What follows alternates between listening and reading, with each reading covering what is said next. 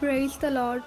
ఈరోజు దేవుని వాక్యము 2వ కొరింథీయులకు రాసిన పత్రిక 9వ అధ్యాయం 8వ వచనము. మరియు అన్నిటి యందు ఎల్లప్పుడూ మీలో మీరు సర్వసమృద్ధి గలవారై ఉత్తమమైన ప్రతి కార్యము చేయుటకు దేవుడు మీ ఎడల సమస్త విధములైన కృపను విస్తరింపచేయగలడు.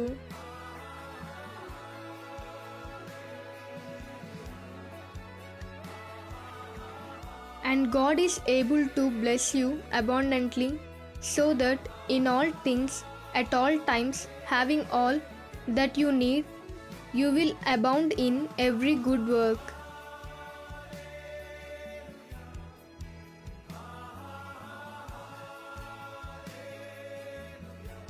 Praise the Lord.